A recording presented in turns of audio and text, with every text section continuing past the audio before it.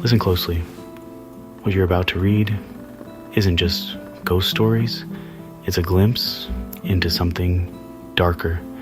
These are real accounts of shadow people, entities that watch from the edges, feeding on fear. They're not lost souls or friendly spirits. They're something else, something that shouldn't be here. The stories ahead are personal, disturbing, and leave a mark. Once you know about them, you start noticing things, a flicker in your vision, a darkness that feels too deep, the sense of being watched when you're alone. This isn't entertainment. It's a phenomenon that's terrified people for centuries. So, here's your warning. Don't read this alone in the dark. Don't ignore the chill down your spine. It's your instincts telling you something's wrong. The two accounts you're about to hear are the most unsettling I've encountered. They feel real. They feel possible. They describe an intelligence that's patient, malevolent, and close. Turn on a light. Make sure you're not alone. Prepare yourself, because once you see them, they might start seeing you. The darkness remembers your face. It learns your fears. Sometimes it follows you home.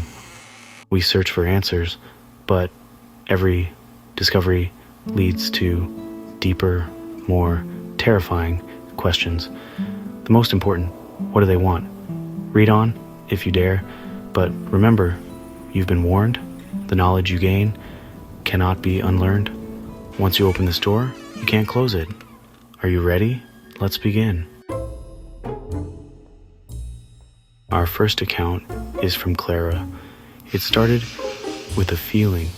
Her reflection felt off.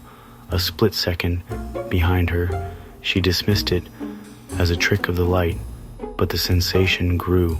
Soon, she was certain. The person in the mirror wasn't just her reflection. It was something else.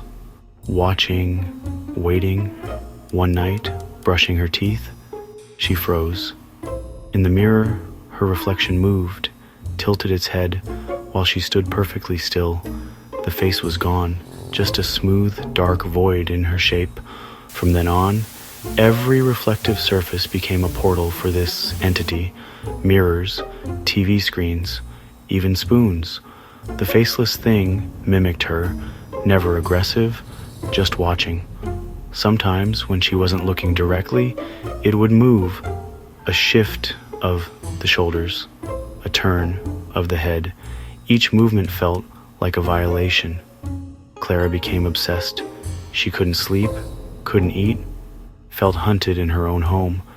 Desperate, she covered every mirror, every glass, every polished surface with sheets and tape.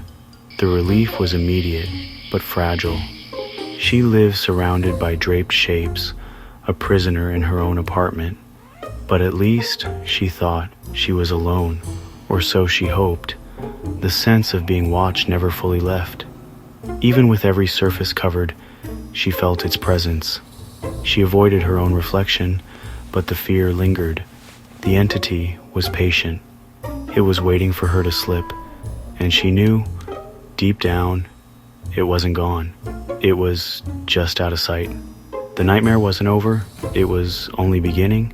Clara's world had changed forever. She could never trust a reflection again. The faceless thing was always there, just behind the glass, watching, waiting, and it was real. She was sure of it. For days, Clara lived in her shrouded apartment, sanity slowly returning.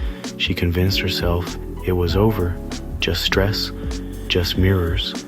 On the fourth day, determined to reclaim her life, she decided to uncover one mirror, the small one in the entryway. Her hand shook as she approached, repeating, "It's just a mirror." But the sheet was already on the floor. She lived alone. The door was locked. No explanation. Fear surged. Whatever it was, it knew. Against every instinct, she looked into the exposed mirror. At first, just her terrified face. Then she saw it, a message scrawled in a dark, greasy substance, written backward so she could read it in the reflection. 4 words, "I can still see you." The terror was real, the entity was real, and it was with her. Clara realized she could never escape it. The boundary between her world and its was gone. She was never truly alone. The darkness had found her, and it wanted her to know. The message was clear. It was watching, always, and it would never leave. Not now. Take a breath. The idea of an entity that watches and communicates from a place you can't reach is a violation of reality itself. Clara's story is a reminder. These things aren't just shadows. They're intelligent. They interact, and they enjoy the terror they create. The boundary between our world and theirs is thin. Sometimes all it takes is a crack in the door, and the darkness seeps through. Our next story is from Leo, 16, living with his family. His experience wasn't with mirrors, but with the shadows in the liminal spaces, hallways, doorways. It started with a sound, soft, rhythmic breathing outside his bedroom door at night. He thought it was his brother, but every time he checked, the hallway was empty. The breathing persisted deep and close. He tried blocking the sound, but nothing worked. Fear crept in, a cold dread settling in his stomach. He knew it wasn't his brother. It wasn't the house. One night, the fear became unbearable. He watched the crack in his door, heart pounding. He had to know. Summoning his courage, he crept to the door and peered out. There it was, a tall, slender silhouette, darker than the shadows, a void in the shape of a man. No face, no features, just absolute darkness. It stood perfectly still, watching his door. Leo couldn't scream, couldn't move.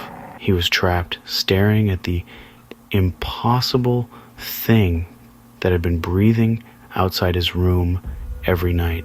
The presence was overwhelming. He stumbled back, heart racing, mind reeling. The breathing stopped, but the terror remained. Leo knew he'd seen something real, something that didn't belong, and it was watching him. The shadows in his home were no longer empty. They had a shape, a purpose, and they were waiting for him, for anyone who noticed.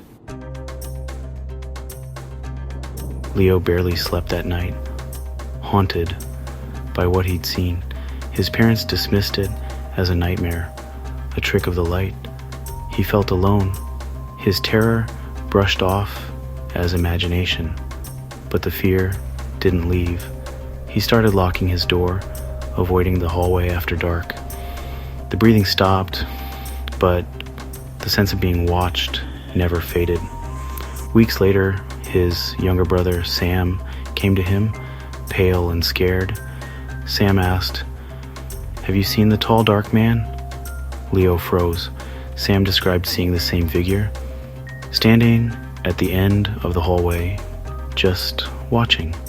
Both brothers realized they weren't alone in their fear. They compared stories, the breathing, the presence, the silhouette. The entity wasn't just haunting Leo, it was haunting their home. That night, Leo felt a new fear, not just for himself, but for his brother. The shadow was no longer his secret, it was theirs. The terror was shared, and the entity knew it. The brothers understood this thing was real. It was personal, and it wasn't leaving. The house felt different now. Every shadow was suspect. Every night was a test of courage. They were united by fear and by the knowledge that some things in the dark are real. The shadow had chosen them, and it was still watching, always waiting. What makes these encounters so disturbing isn't just the sight of a shadow, it's the intelligence behind it. Clara's entity mirrored her, left her a message. Leo's shadow man created a routine, a presence that felt intimate and predatory. These stories aren't random hauntings. They feel personal, tailored to the individual. The entity seems to know exactly what will terrify you most. For Clara, it was her own reflection. For Leo, it was the invasion of his safe space. This isn't a memory replaying, it's an active, aware presence. These beings tap into primal fears, the dark being watched, the unknown intruder. Their existence is the threat. A silent, dark figure in your room is more terrifying than any monster because a part of you believes it could be real, and that's the true horror. These stories are just two among countless accounts worldwide. The details vary, but the core experience is the same: paralyzing fear in the presence of a dark humanoid shape. These encounters feel personal because they are. So, have you ever seen something in the shadows? Felt that cold dread? Tell me your story. If you've ever felt that chill crawl up your spine, or caught a glimpse of something lurking just beyond the edge of the light, this is your moment to speak up. Drop your experience in the comments below. Your story could help someone else feel a little less alone in the dark. Don't forget to like, subscribe, and hit the bell for more chilling tales. Until next time, keep your eyes open and your lights on.